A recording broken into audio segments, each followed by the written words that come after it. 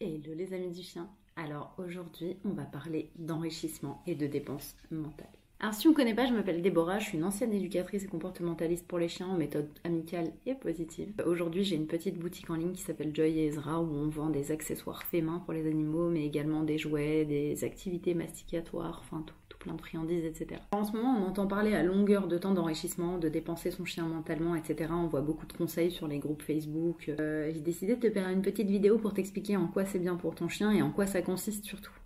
L'environnement, c'est quelque chose qui est démocratisé depuis des décennies dans les zoos. Ça permet pour commencer de rendre la vie moins monotone aux animaux sauvages, parce que forcément, ils n'ont plus autant de choses à faire que dans la savane. Voilà.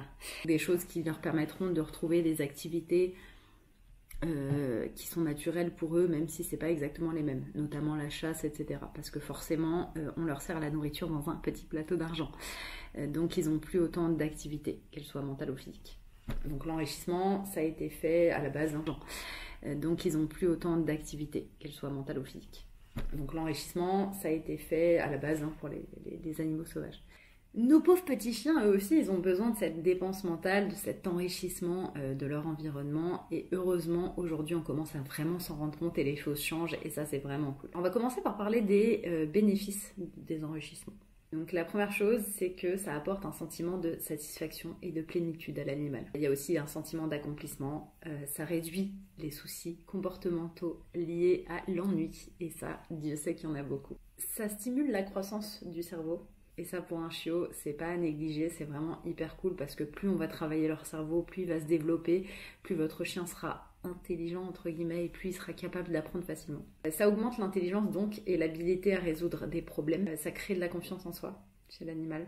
Ça apporte un sentiment de joie, de bonheur. Ça peut faire perdre du poids et aider à la perte de poids parce que quand on donne pas forcément à manger à son chien dans la gamelle et qu'il est obligé de travailler pour trouver sa nourriture ou pour l'obtenir, forcément, on prend moins de poids, on est plus actif, etc. Ça augmente les capacités de concentration, et ça pour l'éducation c'est vachement cool. Et lorsqu'un chien est vieux, ça protège de la démence et de la dégénérescence cognitive due à l'âge du chien. Alors qu'est-ce qu'on peut faire pour enrichir la vie de son chien ?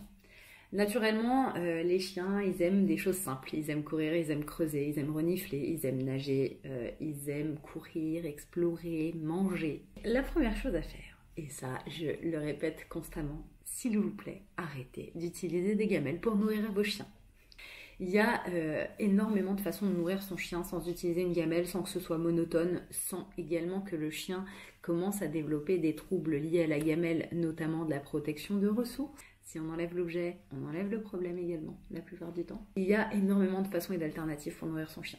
Je pense notamment aux tapis de fouille. Les tapis de fouille, c'est des tapis où il y a des lanières, souvent en polaire ou en d'autres tissus, où en fait, une grosse couche comme ça, et en fait, vous allez pouvoir insérer la nourriture, ou les friandises ou autres, dedans et les cacher, etc. pour que votre chien renifle et trouve la bouffe et la mange. Vous pouvez en trouver chez Amazon et chez Action des tapis de fouille, enfin je veux dire, il y a plein d'endroits où on peut en trouver, il y a plein de gens qui en font eux-mêmes, etc. sur Etsy. En tout cas on en vend sur la boutique si jamais. Vous pouvez, si vous avez un jardin, lancer les croquettes dans votre jardin pour que le chien doive chercher et manger en moins de temps. Ça permet au chien de manger moins vite aussi, c'est hyper cool. On a des jouets distributeurs, notamment de la marque Kong, Soda Pup. Il y a plein d'autres marques, j'en ai plus, Trixie je crois aussi. Il y a des puzzles pour chiens où il y a des compartiments à ouvrir, etc. Des trucs à tourner avec son nez avant de réussir à trouver la croquette. On a les tapis à lécher de chez Liquimat qui sont vachement cool aussi.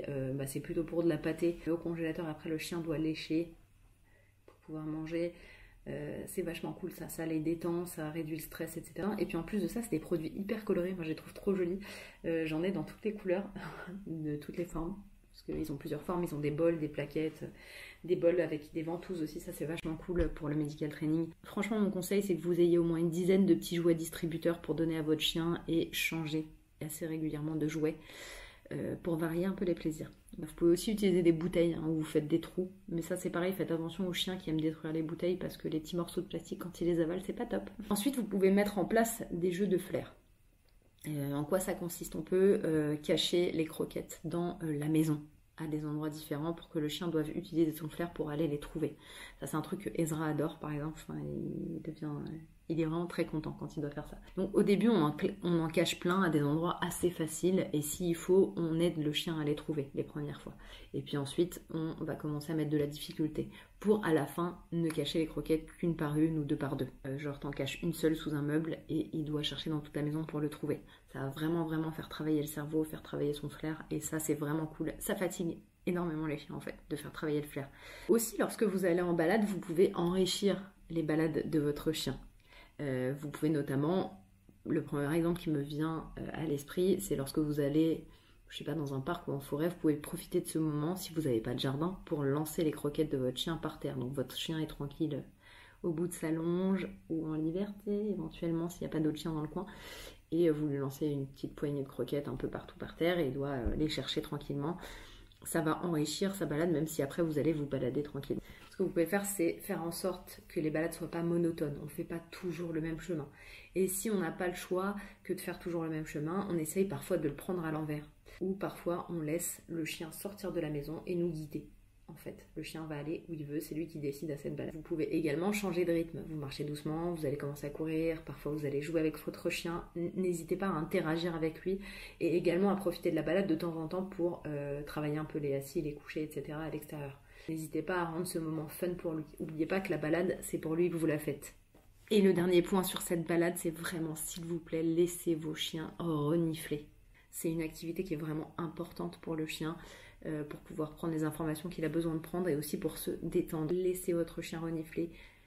Je le sais, quand il pleut à cordes, vous n'avez pas envie forcément d'attendre que votre chien renifle pendant 3/4 d'heure le pipi de la femelle d'à côté. Mais s'il vous plaît, au moins de temps en temps, laissez-le faire, c'est vraiment hyper important. Ensuite, vous pouvez profiter des moments de repas, donc encore une fois, plutôt que d'utiliser une gamelle, pour faire des petites séances d'éducation. Donc pour ça, pour manger, pendant 1/4 d'heure, le chien va être dans l'obligation de travailler pour vous, donc de faire ce que vous lui demandez. Soit vous lui apprenez des nouvelles choses, soit vous le faites travailler les ordres qu'il connaît déjà, pour obtenir sa nourriture. Et le dernier truc que j'adore faire, mais qu'il y a beaucoup de gens qui n'aiment pas faire, et c'est vraiment dommage, mais c'est parce que ça fout un boxon pas possible et qu'après il faut nettoyer et ranger et c'est chiant. Par exemple, ne le faites pas tous les jours, faites-le, je sais pas, si vous faites le gros ménage une fois par semaine, juste avant de vous mettre à faire ce ménage, à laver les sols, etc. Laissez à votre chien un petit moment pour pouvoir faire ce genre d'activité parce que je vous jure qu'ils adorent ça.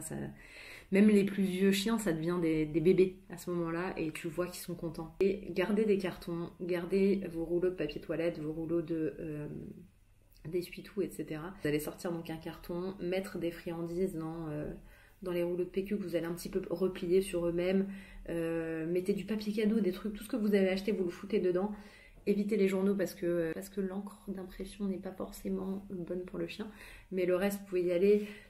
Foutez le boxon en fait dans ce carton avec quelques friandises pour que votre chien soit attiré par le carton. Bien qu'il y ait des chiens qui soient juste attirés par le fait de pouvoir déchirer un carton. L'autre jour j'ai monté un meuble Ikea et Ezra était patiemment assis avec une seule idée en tête, que je lui file un bout de carton. Alors je lui ai filé un bout de carton comme ça, et pas un carré ni rien, juste un papier de carton là.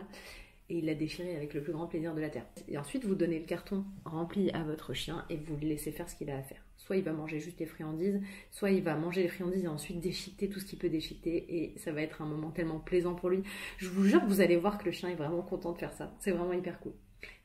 J'ai oublié de vous parler de ça parce qu'on va faire une vidéo à un moment donné pour en parler plus en détail. Mais vous pouvez également acheter des friandises à mâcher pour votre chien. Je pense notamment au sabot de bœuf.